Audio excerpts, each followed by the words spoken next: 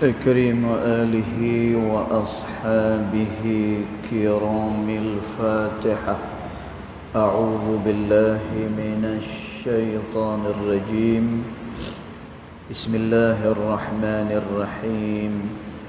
الحمد لله رب العالمين الرحمن الرحيم مالك يوم الدين.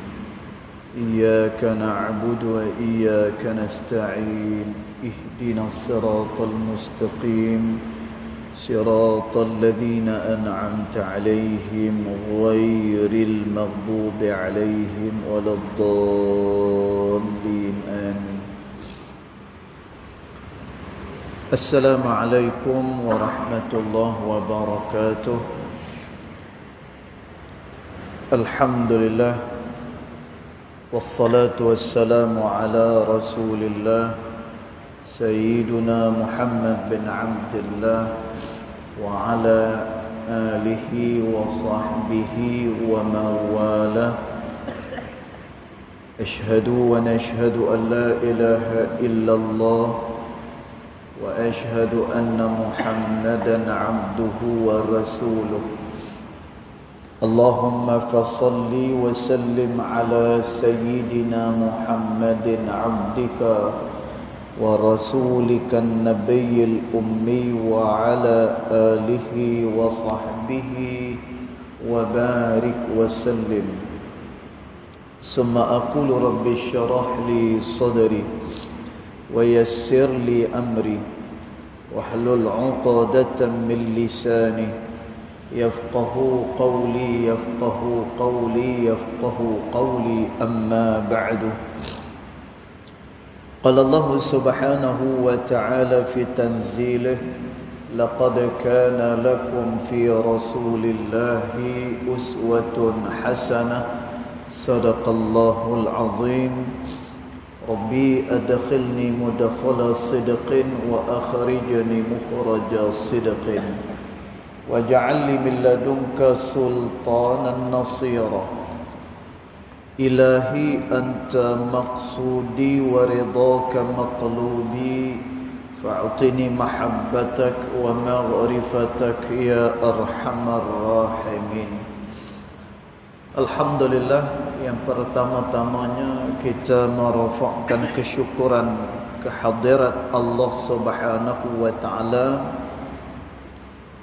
yang mana dengan limpah kurnianya, dengan rahmatnya, alhamdulillah, pada malam ni kita sekali lagi diberikan izin oleh Allah Ta'ala untuk sekali lagi bersama-sama di dalam rumah Allah Ta'ala ini bagi menunaikan salat fardu maghrib berjemaah dan isya berjemaah, insya-Allah. Mudah-mudahan salat kita, zikir kita, doa kita, ianya akan diperkenan pada sisi Allah Subhanahu wa taala. Allahumma amin. Dan tuan perempuan dirahmati Allah sekalian, kita sambung lagi pembacaan kitab Adab Sulukil Murid yang dikarang oleh Al-Imam Al-Habib Abdullah bin Alawi Al-Haddad rahimahullah ta'ala pada ibarat yang berikutnya. Maka dia kata, Bismillahirrahmanirrahim. Qala muallif rahimahullah ta'ala wa nafa'ana bi'ulumihi fid daraini amin. Dia kata, wa iyyaka wassummal qatil. Dia kata, dan hendaklah engkau berjaga-jaga, dia kata, dengan racun yang qatil, yang boleh membunuh, kata Imam Al-Haddad. Dan tuan apa dia? Wa huwa an tashtaqa ila tan'umi bid dunya. Bila mana engkau sangat suka dengan kenikmatan-kenikmatan dunia. Dan tuan, maknanya bukan dunia ni salah. Dan kita dah terang sebelum ni, ada di antara ulama yang dia zuhud dengan dunia, dia mengambil sekadarnya sahaja daripada dunia. Dan ada juga di antara ulama yang hidupnya adalah kaya raya. Tuan-tuan, seumpama dengan Al-Imam Muhammad bin Hasan Asy-Syaibani yang kita cerita pada pertemuan yang sudah, bila Imam Syafi'i rahimahullahu ta'ala pi ke rumah dia, maka dia terkejut. Kenapa? Kerana di rumah Imam Muhammad Syaibani ini, dalam rumah dia banyak wang, banyak emas. Tuan-tuan, tapi Masya Allah, Al-Imam Muhammad bin Hasan Asy-Syaibani, dia menjadikan itu hanyalah pada tangan dia, tidak di dalam hati dia. Tuan-tuan, perkara ini disebut oleh Al-Imam Asy-Syafi'i rahimahullahu ta'ala. Sama tuan-tuan keadaannya juga dengan Imam Abu Hanifah yang mewarisi kekayaan daripada atuk dia, kemudian dia waris kekayaan daripada ayah dia sampailah kepada diri dia. Tuan-tuan, kaya Imam Abu Hanifah ni kenapa? Kerana dia mempunyai gedung pakaian. Tuan-tuan, dia ada kilang buat pakaian. Subhanallah, kaya. Tuan-tuan, tetapi kekayaan itu tidak di dalam hati, hanya pada tangannya sahaja. Tuan-tuan, jadi kekayaan itu dia tidak salah. Tetapi Nabi SAW tunjuk kepada kita, dan Nabi SAW sendiri pun menjalani kehidupan itu. Tuan-tuan, kehidupan yang lagu mana? Nabi ini dia tak ambil dunia. Tuan-tuan, Nabi nak tunjuk dekat kita bahawa dunia ni dia adalah tempat untuk kita perbanyakkan amal kepada Allah. Dia bukannya tempat untuk kita menghimpunkan harta dunia. Tuan-tuan, pasal apa? Kalaulah dia himpun harta dunia, satu, dia tinggal. Yang kedua, kalau dia himpun harta dunia, maka dikhawatiri kalau nanti ni paling bahaya, kalau dia jatuh cinta dengan dunia dia. Dan bila dia jatuh cinta dengan dunia, maka manusia ni dia akan jadi rosak kerana dunia dia. Dan dia akan jadi rosak, dia akan memenuhi segala tuntutan hawa nafsu. Dan kita dah cerita sebelum ni, hawa nafsu dia senantiasa mengajak manusia ke arah keburukan. Tuan-tuan, dia mengajak manusia kepada melakukan keingkaran kepada Allah Subhanahu wa ta'ala. Tuan-tuan, maka untuk elak supaya kita tak jatuh cinta dengan dunia ni, maka Nabi SAW dia ajak kat kita, ambillah dunia ni seqadarnya sahaja. Sehingga kata Nabi SAW, kun fid dunya ka'annaka gharibun. Jadilah kamu di dunia ni seperti orang yang sedang mengembara, kata Nabi. Yang mana pengembara ni dia tak tinggal lama, tuan-tuan, di satu-satu tempat. Dia ada tujuan dia yang terakhir. Tuan-tuan, maka samalah kita sebagai manusia atas dunia. Tuan-tuan, tujuan kita adalah ke negeri akhirat pada satu hari nanti, bertemu dengan Allah Subhanahu wa ta'ala. Jadi kata Imam Al-Haddad rahimahullahu ta'ala, jaga-jaga, dia kata, daripada racun qatil yang boleh membunuh ini. Bila mana engkau berasa sangat suka dengan kenikmatan dunia, wa targhaba fi tamattu'i bi syahawatiha, dan engkau rasa selesa, dan juga engkau berseronok-seronok dengan segala syahwatnya. Tuan-tuan, maknanya apa? Memenuhi segala tuntutan hawa nafsu. Tuan-tuan, ini yang menjadikan manusia dia lari daripada fitrah dia. Tuan-tuan, fitrah kita dijadikan oleh Allah Subhanahu wa ta'ala adalah menjadi hamba kepada dia. Tuan-tuan, ni fitrah, dan fitrah ini dia tak boleh dirosakkan dia. Fitrah ni dia tak boleh dikotori dia. Tuan-tuan, bila mana ianya dikotori, maka orang ni tidak lagi berjalan sebagai hamba kepada Allah Subhanahu wa taala. Tuan-tuan, maka bila dia tak berjalan lagi sebagai hamba kepada Allah taala, tuan-tuan, maka dia akan melakukan perkara-perkara yang ditegah oleh Allah Subhanahu wa taala. Ini akan mengakibatkan nanti dia akan diazab oleh Allah Subhanahu wa taala. Dan tuan, maka kerana tu kita disuruh supaya berpada-pada dengan dunia ni. Dan tuan, bahkan Nabi SAW ajak kepada kita supaya kita mengambil dunia ni hanya sekadar hajiat sahaja. Dan tuan, hajiat ni apa dia? Hanya sekadar benda yang dihajatkan sahaja, tidak lebih daripada tu. Dan tuan, kalau lebih nanti kita takut kita akan jatuh ke dalam apa dia? Cinta kepada dunia tersebut. Maka dia kata, yang ni kita sambung pada malam ni. Dia kata, fasawfa yus'aluna an na'imiha. Tuan-tuan, yang ni kena jaga ni.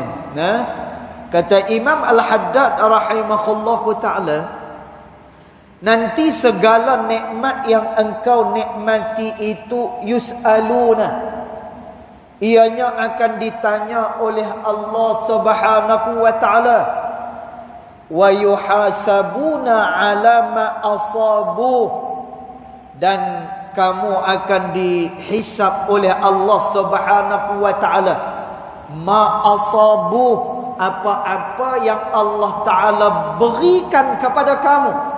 Tuan-tuan, ni nak cerita pada hari bila ni? Pada hari akhirat besok, pada hari mahsyar esok. Tuan-tuan, hari mahsyar ni adalah hari yang begitu sukar. Pada hari mahsyar esok adalah hari yang paling susah, sehingga kan orang dah tak dan lagi nak tengok kepada seseorang yang lain. Dan tuan, satu hari Sayyidatina Aisyah radhiyallahu anha wa ardhaha, dia tanya kepada Nabi sallallahu alaihi wasallam, ya Rasulullah, sebagaimana yang kau sebut, nanti pada hari mahsyar esok semua orang dia akan dikumpulkan oleh Allah dalam keadaan tidak memakai pakaian sekalipun, walaupun seorat benang tak ada pada tubuh badan dia. Tuan-tuan, Sayyidatina Aisyah tanya lagu tu pasal apa? Kerana dia berasa malu. Tuan-tuan, Masya Allah, kerana dia berasa malu, takut-takut nanti orang tengok susuk tubuh dia. Tuan-tuan, perkara ni disebut dalam hadis riwayat Bukhari dan juga Muslim. Tuan-tuan, Aisyah tanya, ya Rasulullah, nanti pada hari mahsyar esok lagu mana? Nanti ada tak orang dia akan tengok bila mana kita tidak berpakaian pada hari mahsyar nanti? Tuan-tuan, apa kata Nabi SAW? Wahai Aisyah, pada hari tersebut seseorang dia tak dan nak melihat kepada seseorang yang lain, dan pada hari itu mereka tidak tertarik pun dengan mana-mana orang. Tuan-tuan, kat dunia ni jangan kita buat pasal, no. Kadang-kadang ada orang dia pakai pakaian yang menjolok mata, no. Maka kita pun tengok dia. Kadang-kadang naik kita punya syahwat kita, bernafsu kita, macam-macam dengan pandangan kita ni. Tuan-tuan, tapi pada hari mahsyar kata Nabi SAW, seseorang dia tak dan nak melihat kepada seseorang yang lain, kemudian dia sendiri pun tak tertarik kepada mana-mana orang di mahsyar nanti. Tuan-tuan, maknanya apa? Gawatnya pada hari mahsyar tersebut, masing-masing duk fikir macam mana nanti diri dia dengan penghisaban Allah Subhanahu wa taala. Tuan-tuan, dalam hadis yang lain Nabi SAW sebut, kerana risaunya manusia dekat mahsyar nanti, demikian peluh nanti ada yang pada sekerat buku lali, ada yang sampai kepada lutut, ada yang sampai kepada leher dia, ada yang tenggelam dengan dia punya peluh dia. Tuan-tuan, pasal apa perkara tu berlaku? Kerana masing-masing risau pada hari mahsyar Allah Subhanahu wa ta'ala. Tuan-tuan, maka kerana tu kata Imam Al-Haddad rahimahullahu ta'ala, fasawfa yus'aluna an na'imiha. Apa-apa nikmat yang diberikan oleh Allah Ta'ala kepada manusia, maka nanti akan dipersoal oleh Allah Subhanahu wa ta'ala. Dan sebab itu dalam surah Zalzalah, tentang kita selalu baca kan ayat tu. Dalam surah Az-Zalzalah Allah Ta'ala kata apa? Wa may ya'mal mithqala dzarratin khairan yarah. Siapa-siapa yang melakukan kebaikan yang walaupun sebesar zarah, kata Allah, yarahu, maka dia pasti akan dipersoal, ianya akan dibalas oleh Allah Ta'ala. Wa man ya'mal mithqala dzarratin syarran yarah. Siapa yang melakukan kejahatan walaupun sebesar zarah, dia akan dibalas oleh Allah Ta'ala. Dan ulama dia sebut, ulama tafsir sebut, kalaulah sebesar zarah itu, ianya dipotong 7. Tuan-tuan, zarah ni besar mana zarah ni? Tetapi ulama tafsir kata, detailnya pada hari mahsyar esok, dan kita akan disoal oleh Allah Ta'ala, dan sukarnya pada hari itu. Tuan-tuan, ulama tafsir kata, besar zarah ni, kemudian dia dibelah 7 sekalipun, kemudian ianya disimpan di gunung-gunung. Tuan-tuan, sebesar zarah, kemudian dipotong 7, maknanya dia jadi halus sungguh. Kemudian dia disorok di gunung-gunung. Tuan-tuan, apa yang berlaku? Kata ulama, ianya akan didatangkan oleh Allah Subhanahu wa ta'ala. Tuan-tuan, Allah Ta'ala akan datangkan juga. Sebesar apapun kebaikan yang dilakukan, sebesar apapun kejahatan yang dilakukan, tuan-tuan, ianya akan dihisap oleh Allah Subhanahu wa ta'ala. Tuan-tuan, maka kerana tu, bila ada barang-barang hadiah yang orang bagi kepada Nabi sallallahu alaihi wasallam, tuan-tuan, Nabi ni ramai orang bagi dia hadiah. Ada orang yang bagi Nabi kain, ada orang yang bagi Nabi pakaian, ada orang bagi Nabi sallallahu alaihi wasallam dengan emas. Tuan-tuan, macam-macam hadiah yang diberikan kepada Nabi sallallahu alaihi wasallam. Kemudian Nabi kata kepada Sayyidatina Fatimah Zahra radhiyallahu anha wa ardhaha, wahai Fatimah, kalaulah kamu nak ambil perhiasan ini, silakan. Tuan-tuan, Fatimah pun ambil. Tuan-tuan, dia ambil emas, dia ambil segala perhiasan-perhiasan. Tuan-tuan, bukan salah pun orang bagi. Ini hadiah yang diberikan kepada Nabi sallallahu alaihi wasallam. Tuan-tuan, Sayyidatina Fatimah ambil perhiasan-perhiasan ni. Lalu kata Nabi sallallahu alaihi wasallam, wahai Fatimah, kalaulah kamu nak berdiri lama dekat mahsyar esok, perbanyakkanlah perhiasan kamu. Tuan-tuan, Nabi sallallahu alaihi wasallam kata, kalau kamu nak lama berdiri dekat mahsyar Allah Ta'ala, maka perbanyakkan perhiasan kamu. Tapi kalau kamu tak mau berdiri lama dekat mahsyar Allah, maka berpadalah dengan dunia yang diberikan oleh Allah Subhanahu wa ta'ala. Dan bila dengar macam tu, Sayyidatina Fatimah Zahra radhiyallahu anha wa ardhaha, dia tak jadi nak ambil semua perhiasan tu. Pasal apa?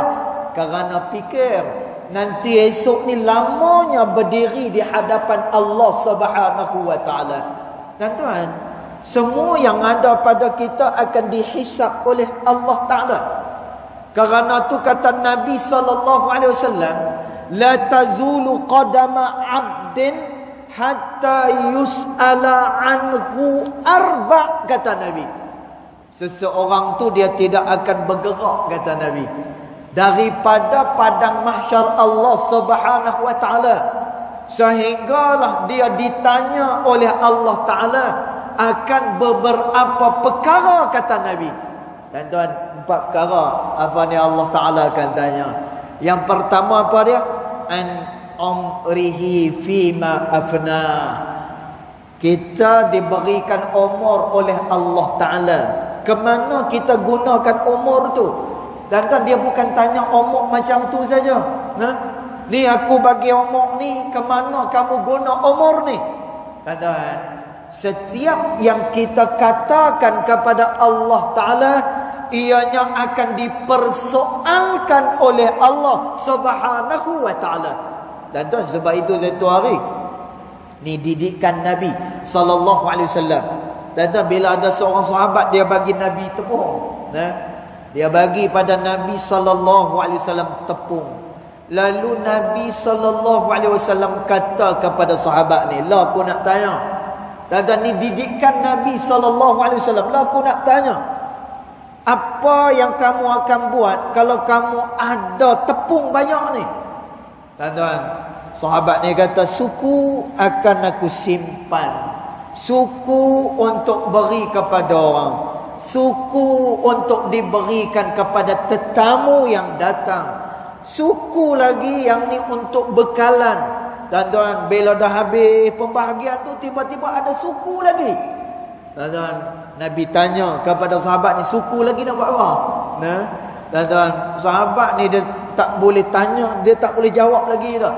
Tuan-tuan, kata Nabi SAW, "Macam itulah nanti kamu akan ditanya, akan disoal oleh Allah Subhanahu wa taala." Tuan-tuan, dia bukan hanya tanya umur begitu saja. Kalau kita kata, "Saya gunakan umur ini untuk menuntut ilmu Allah Subhanahu wa taala." Tuan-tuan, nanti Allah Taala tanya pula, "Tapi hang menuntut ilmu bukan kerana aku?" Tuan-tuan, detailnya persoalan Allah Subhanahu wa taala. Kemudian Allah Taala tanya pula, kata Nabi sallallahu alaihi wasallam, berkenaan dengan apa? Umur Allah Taala tanya. Kemudian Allah Taala tanya berkenaan dengan harta yang ada pada dia. Harta, segala jenis harta. Anak penaknya, kemudian wang ringgitnya, kemudian emasnya, segala harta benda kita. Tuan-tuan, kata Nabi sallallahu alaihi wasallam, Allah tanya, "Min aina iktasabahu wa fima anfaqah?" Kamu dapat macam mana rezeki ni? Kamu dapat lagu mana harta ni? Kemudian bila kamu dah dapat, kemana pula kamu infakkan, kamu belanjakan harta ni? Tuan-tuan, payah kita nak jawab nanti dengan Allah Subhanahu wa taala. Kemudian yang ketiga berkenaan dengan apa? Iaitulah berkenaan dengan ilmu dia. Allahu Akbar. Tuan-tuan, orang yang ada ilmu pun takkan lepas benda ni. Allah Ta'ala dia akan tanya berkenaan dengan ilmu, apa yang kamu buat dengan ilmu kamu. Tuan-tuan, maka bila kita jawab, nanti dipertanggungjawabkan oleh Allah Subhanahu wa taala. Tuan-tuan, sebab itu pada zaman Nabi Allah Daud alaihi salam, dan pada zaman tu juga ada siapa? Luqmanul Hakim. Luqmanul Hakim rahimahullahu ta'ala. Tuan-tuan, Luqmanul Hakim ni, dia punya nama diabadikan oleh Allah Ta'ala di dalam Al-Quran dengan dinamakan surah itu sebagai surah Luqman. Tuan-tuan, Luqman ni dia terkenal ya, sebagai orang yang selalu menasihati anak dia. Tuan-tuan, kita pun tahu berkenaan dengan ayat ni. Tuan-tuan, Nabi Allah Daud AS kata kepada Luqmanul Hakim, "Wahai Luqman, sebelum ni Allah Subhanahu wa taala nak pilih kamu menjadi nabi, tetapi kamu tak mau menjadi nabi. Aku dipilih oleh Allah Subhanahu wa taala menjadi nabi. Aku terima, dan nanti," kata Nabi Allah Daud AS. Tuan-tuan, ni nabi lah. Yang ni bukan orang biasa lagu kita. Tuan-tuan, ni seorang Nabi. Bila kata Nabi ini, dia berurusan dengan Allah Ta'ala. Tuan-tuan, dia berurusan dengan para malaikatullah. Tuan-tuan, apa berita yang tak sampai kepada para Nabi dan Rasul ini? Tuan-tuan, apa kata Nabi Allah Daud AS? Wahai Luqman, Allah pilih aku jadi Nabi, aku terima. Nanti pada hari akhirat besok, payah untuk aku jawab di hadapan Allah Subhanahu wa ta'ala. Dan Tuhan, semua orang akan kata susah berada di mahsyar Allah Subhanahu wa ta'ala. Dan Tuhan, maka kerana tu, Al-Imam Al-Haddad rahimahullah wa ta'ala, dia peringatkan bagi orang-orang yang nak berjalan kepada Allah Subhanahu wa ta'ala ni, jangan dia menuruti hawa nafsu dia dengan dunia. Tuan-tuan, dia ambil sekadarnya sahaja dengan dunia ni. Pasal apa? Tuan-tuan, nanti semua nikmat-nikmat tu akan ditanya oleh Allah Subhanahu wa ta'ala. Tuan-tuan, kita tak fikir pun benda ni. Kita selalu fikir macam mana nak dapatkan duit yang banyak, macam mana kita nak dapatkan harta yang banyak. Tuan-tuan, ni yang menjadi kekalutan kita. Tuan-tuan, ni yang menjadi kesibukan kita. Tuan-tuan, pernah tak kita fikir esok-esok ni nanti semua ni yang ada pada kita? Tuan-tuan, tak terkecuali, tak terkecuali. Bahkan dalam bab membazir, tuan-tuan, dalam bab membazir, bila orang ni dia ada pakaian yang banyak, misalnya lagu kita kan, setiap kali raya, baju raya ni kira tak tahu. Tuan-tuan, baju banyak, baju banyak. Baju ni 2-3 pasang seorang. Tuan-tuan, kalau yang ni pakai, memang kita pakai lepas daripada hisab Allah Ta'ala. Baju yang kedua kita pakai selalu, tuan-tuan, dia lepas daripada penghisaban Allah Subhanahu wa ta'ala. Tiba-tiba ada 1-2 pakaian yang kita tak guna. Tuan-tuan, tak guna pun, tapi dia ada di dalam simpanan dan juga lebihan kita. Tuan-tuan, ulama kata apa? Yang lebih, yang tak dipakai ini adalah pembaziran di dalam kehidupan dia. Bila kata dia membazir, innal mubadzirin kanu ikhwanasy syayatin. Bila mana dia membazir, maka ketahuilah membazir itu adalah sahabat kepada syaitan, kata Allah Subhanahu wa ta'ala. Dan tuan, semua sekali benda yang ada pada kita akan dipersoal oleh Allah Ta'ala. Terakhir kata Nabi SAW, akan ditanya oleh Allah Subhanahu wa ta'ala an jismihi, iaitulah berkenaan dengan tubuh badan dia. Tuan-tuan, tubuh badan ni akan ditanya oleh Allah Ta'ala fima ablah, kamu guna untuk apa tubuh badan ni? Sihat kamu guna untuk apa?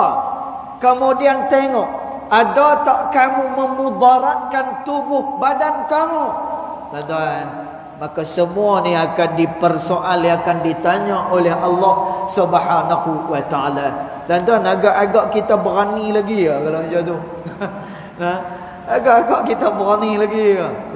Kita himpun dunia ni sampaikan kita lalai daripada melaksanakan tanggungjawab kita kepada Allah Subhanahu wa ta'ala. Tuan-tuan, Khalifah Umar bin Abdul Aziz rahimahullahu ta'ala, tentu kita baca dia punya manaqib dia, kita baca dia punya sejarah dia. Tuan-tuan, bagaimana Khalifah Umar bin Abdul Aziz begitu zuhud dengan keduniaan yang mengelilingi diri dia. Tuan-tuan, pasal apa yang dia zuhud ni? Daripada seorang yang gemuk, dia jadi seorang yang kurus. Tuan-tuan, dia adalah seorang khalifah yang tidak pun menghimpunkan harta kekayaan. Tuan-tuan, kalau dia nak himpun harta kekayaan, dia berpeluang untuk itu. Tuan-tuan, satu hari ada orang dia bawa minyak wangi. Yang mana minyak wangi ni nak disimpan di perbendaharaan. Jadi minyak wangi ni tuan-tuan, minyak wangi ni bukan minyak wangi biasa, bukan macam minyak wangi kita yang minyak atak. Apa ni 3 botol RM10 tu. Kan? Bukan tu. Tuan-tuan, ini jenis apa ni, bunga ros. Yang ni jenis gaharu. Yang ni jenis minyak wangi yang mahal-mahal. Tuan-tuan, bila minyak wangi ni nak disimpan di perbendaharaan, lalu orang yang bawa minyak wangi ni, dia mempersilakan kepada Khalifah Umar bin Abdul Aziz untuk mencium keharumannya. Tuan-tuan, bila dibuka botol minyak wangi itu nak diberikan kepada Khalifah Umar bin Abdul Aziz untuk dia hidu keharuman dia. Tuan-tuan, apa yang berlaku? Khalifah Umar bin Abdul Aziz menolak. Tuan-tuan, dia tolak. Tuan-tuan, dia kata apa? Haruman ini bukan kepunyaan aku, tetapi ia nak disimpan di perbendaharaan. Ketahuilah, satu ciuman yang aku cium bukan daripada hak aku. Ianya akan ditanya, dipertanggungjawabkan di hadapan Allah Subhanahu wa taala. Tuan-tuan, dia bimbang kalau nanti esok bila mana berhadapan dengan Allah Subhanahu wa taala. Tuan-tuan, maka kerana itulah kata Imam Al-Haddad rahimahullahu taala, segala nikmat-nikmat itu akan ditanya oleh Allah, wa yuhasabuna ala ma asabuh, dan segala apa yang didapatinya akan dihisap oleh Allah taala, wa tamatta'u bihi min syahawatiha, dan apa-apa yang dia berseronok dengannya, dan itu akan dihisap, akan ditanya, akan dipertanggungjawabkan oleh Allah Subhanahu wa taala. Dan maka payah kita nanti esok di hadapan Allah Subhanahu wa taala. Baik. Kemudian Imam Al-Haddad dia kata lagi, walau annaka arafta al-mashaqqa allati yuqasunaha wal ghusasa allati yatajarra'unaha wal humum. Dia kata, dan Imam Al-Haddad kata apa? Kalaulah kamu tahu kesusahan yang menjadi dinding kepadanya, wal ghusasul lati yatajarra'unaha, dan juga segala kekelaman-kekelaman yang menjerut diri dia. Tuan-tuan, ini cerita dekat mana ni? Tuan-tuan, nanti ni kita akan rasa ketakutan dia nanti pada hari mahsyar esok. Tuan-tuan, pada hari mahsyar Allah Subhanahu wa taala, nanti Allah Subhanahu wa taala dia akan pamerkan syurga neraka. Dan orang ni nanti bila dia duduk dekat mahsyar, Allah taala akan pamerkan apa dia syurga, apakah dia neraka Allah Subhanahu wa taala. Dan bila dipamerkan syurga, ramai pada hari itu dia akan mengangkat tangan. Mereka akan angkat tangan untuk masuk ke dalam syurga Allah Subhanahu wa taala. Dan tuan, pada hari akhirat besok, nikmat dah tak sama dengan kenikmatan dunia. Kerana tu kata ulama, nikmat yang dikecapi atas dunia ni hanya satu daripada 100% nikmat di negeri akhirat. Dan tuan, yang kita nak lalai ni, dan tuan, yang kita ni jadi ghaflah ni, yang ni baru satu nikmat, baru satu titis nikmat yang Allah Subhanahu wa taala beri kepada manusia atas muka bumi ni. Dan tuan, insya-Allah ini baru satu. Kerana tu pada hari akhirat, bila orang tengok neraka, maka dia akan jadi takut dengan neraka. Dan bila dia tengok syurga, dia duk berasa nak sangat masuk ke dalam syurga Allah Subhanahu wa taala. Dan Nabi beritahu lagu mana? Nikmat syurga Allah taala adalah nikmat yang telinga tak pernah dengar, mata tak pernah tengok, tuan-tuan, lidah tak pernah rasa, nikmat itu semasa hidup di atas muka bumi Allah Subhanahu wa taala. Tuan-tuan, ni nak cerita hebatnya nikmat pada hari akhirat itu. Tuan-tuan, jadi tengah-tengah duk tunggu penghisaban Allah taala, maka dilalukan Allah mempamerkan syurga dan juga neraka.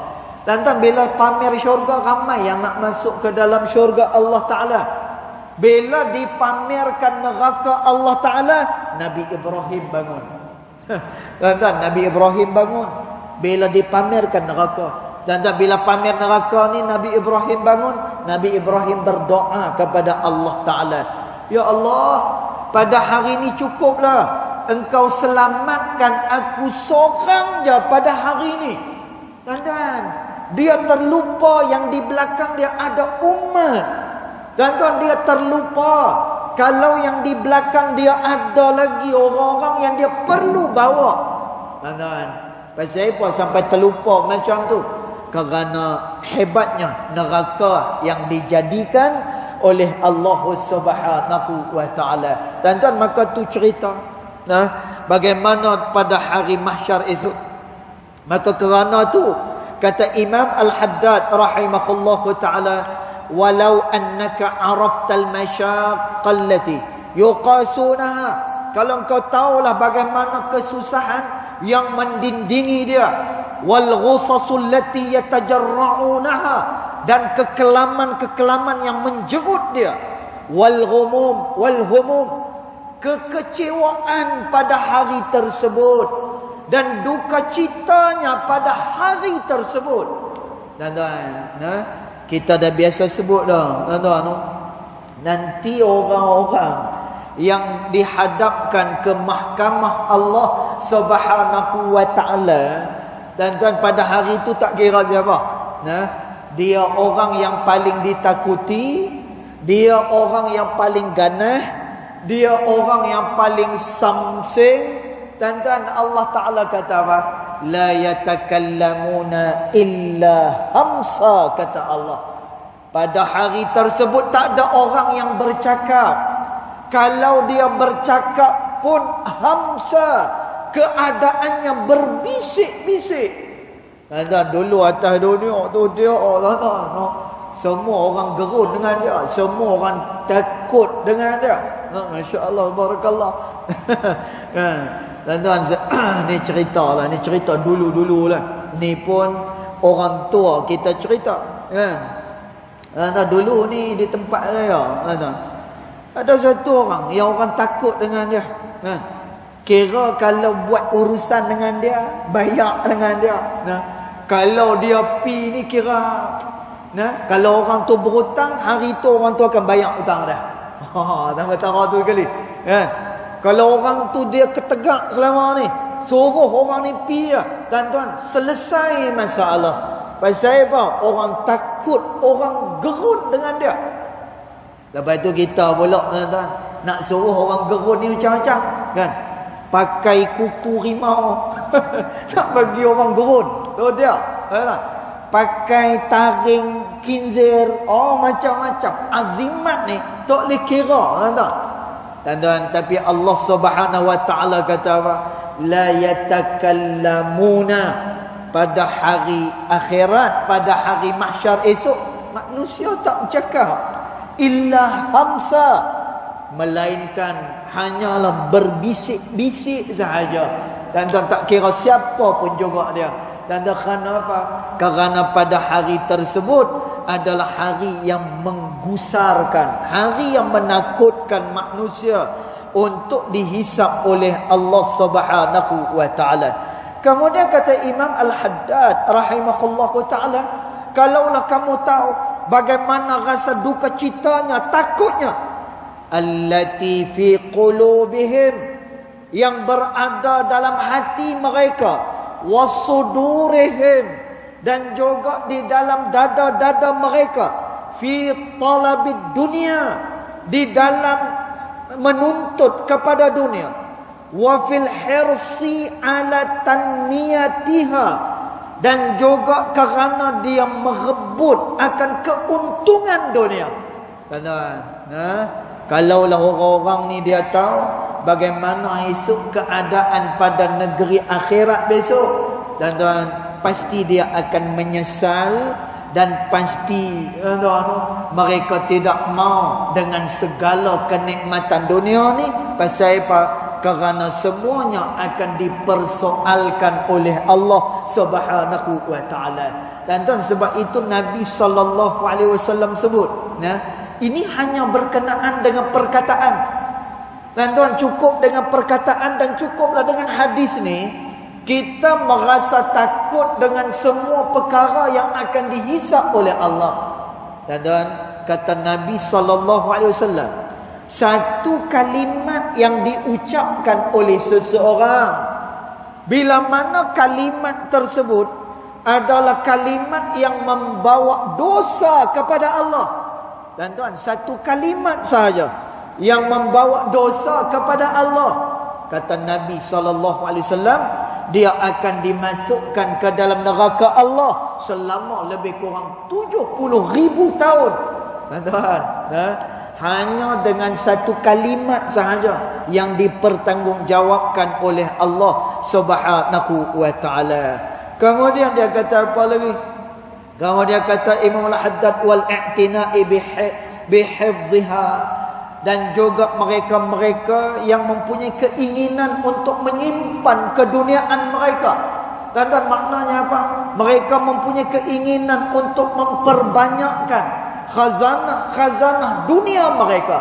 Dan kalau mereka tahulah berkenaan dengan kesusahan ni, maka mereka tak akan himpun harta dunia ni. Kenapa? Kerana takutnya bila berhadapan dengan Allah Subhanahu wa taala. Lalu Imam Al-Haddad dia pun kata pada kita, lakunta tara zalika, dia kata, kalaulah kamu tengok, dia kata, benda ni yazidu bi adhafin katsirah, dan tuan, ianya jauh lebih banyak, berganda-ganda lagi, dia kata, ala ma hum fihi min lazzati tana'umi bid dunya.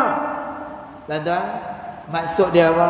Kita atas dunia ni, Allah lazatnya dengan dunia, dan tuan, kalau makan ni sedap, kalau yang kita makan ni sedap, kita tambah sampai 2-3 kali punya tambah. Pasal apa? Sedapnya nasi ini. Dan tuan, sedapnya lauk ni. Dan tuan, nikmat dunia ni, Masya Allah, tabarakallah. Dan tuan, lepas satu kereta lagi. Dan tuan, tak dan kereta tu lama, pitu kok seronok. Dan tuan, kata Imam Al-Haddad rahimahullahu ta'ala, kesusahan yang akan ditanggung oleh orang-orang yang lalai dengan dunia ni, dan tuan, dia punya kesusahan dia lebih berganda lagi daripada nikmat yang dia nikmati di atas muka bumi ini.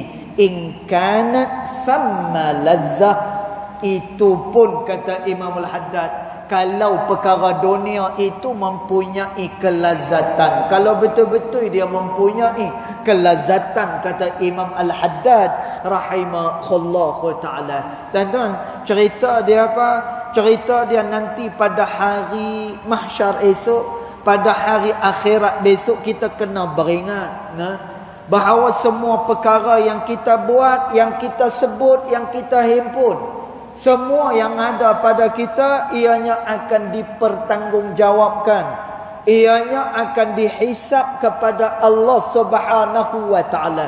Kerana tu Nabi SAW, dia ajakkan kepada kita, walaupun Nabi ni dunia mai kepada dia, dan tuan, dunia kejak dan juga ligan Nabi SAW.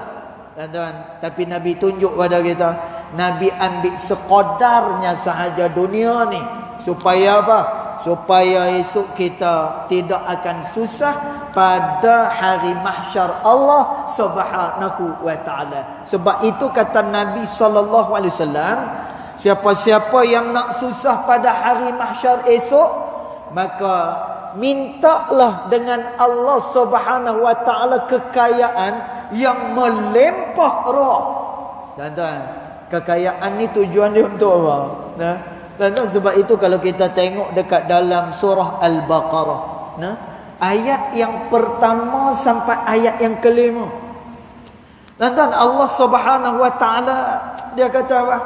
Dia kata ciri-ciri orang yang bertakwa kepada Allah Subhanahu wa taala ni, wa mimma razaqnahum yunfiqun. Apa-apa yang kami berikan kepada mereka, mereka belanjakan, kata Allah. Tuan-tuan, harta yang ada pada kita bukan untuk dimegahkan. Tuan-tuan, harta yang ada pada kita bukan untuk kita bersenang-senang dengan dia. Tuan-tuan, Nabi itu untuk apa? Wa mimma razaqnahum yunfiqun. Kami berikan kepada mereka, lalu mereka belanjakan. Tuan-tuan, nak belanja ni ke mana? Kata Allah Subhanahu wa taala, makna yunfiqun ni mereka belanjakan pada jalan Allah Subhanahu wa taala. Tuan-tuan, no? Jadi apa yang ada pada kita ni bukannya untuk kita simpan, kemudian simpan tu pula untuk kesenangan dunia semata-mata. Tidak, tuan-tuan. Tapi adalah sebagai jambatan untuk ke negeri akhirah, supaya apa? Harta ini dia menjadi wasilah, menjadi jambatan kepada kita untuk kita lebih mendekatkan diri kepada Allah Subhanahu wa taala. Tuan-tuan, tiru sebagaimana yang dilakukan oleh Sayyidina Uthman bin Affan radhiyallahu anhu wa arda. Tuan-tuan, Sayyidina Uthman ni dia banyak menggunakan harta dia untuk melepaskan kesusahan umat Islam. Tuan-tuan, dia menggunakan dia punya kekayaan dia untuk membantu kepada orang lain. Tuan-tuan, senang cerita apa dia? Sayyidina Uthman ni, dia gunakan kekayaan dia hanyalah untuk mendekatkan diri dia kepada Allah Subhanahu wa taala. Tuan-tuan, maka kerana itu mudah-mudahan Allah Subhanahu wa taala akan buka hati kita rasa bimbang.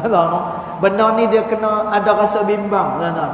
Kalau tak ada rasa bimbang, kalau tak ada ketakwaan dalam hati kita, tuan-tuan, kita akan seronok terus dengan keduniaan kita.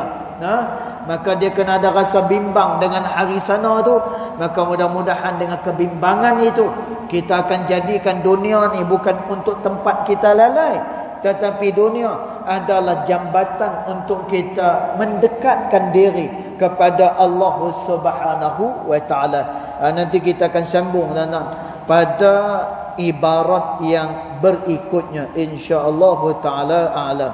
Yang baik datang daripada Allah Subhanahu wa taala, yang tidak baik datang daripada kejahilan diri saya sendiri, walaupun hakikat kedua-duanya datang daripada Allah Subhanahu wa taala. Bismillahirrahmanirrahim. Alhamdulillahirabbil alamin. Wassalatu wassalamu ala asyrafil anbiya wal mursalin wa ala alihi wa sahbihi ajma'in. Allahumma ighfir lana ma akhta'na wa ma ta'ammudna wa ma asrarna wa ma a'lanna wa ma anta a'lamu bihi minna, antal muqaddim wa antal muakhir. La ilaha illa anta subhanaka inna kunna minadh dhalimin. Wa sallallahu ala sayyidina Muhammad wa ala alihi wa sahbihi wa baraka wasallam. Walhamdulillahi rabbil alamin. Wallahu a'lam.